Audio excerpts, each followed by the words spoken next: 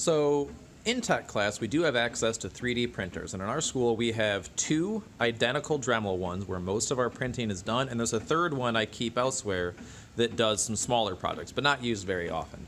But really, how a 3D printer works is you design the software in Tinkercad that we're going to use, and it turns it into a file the printer understands. Then it sends that to the printer in a language it gets, and it takes this plastic spool you see on the outside here. This thread goes down through the machine up to the top and into this thing here, which is the extruder.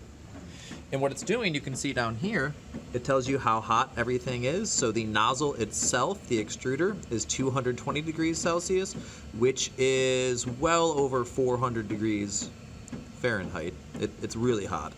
And then the platform temp there, about 60 degrees Celsius, which is also really hot. And then it gives you how long is left on printing the whole thing. This is a longer print I'm doing for 8th grade, but this is where your prints will come from. And when they're done, they look like this, which is another 8th grade student's print here that we'll get to them later on. The better you get with the software, the more advanced you are, you can eventually design some real fancy things like this little engineer one here printed in orange. It won't print in multicolors. We don't have that type of printer, but it can print most of the time in a white color, because then it's really easy for you to paint or color yourself. Now let's get into the actual printing instructions. Go ahead and watch that step.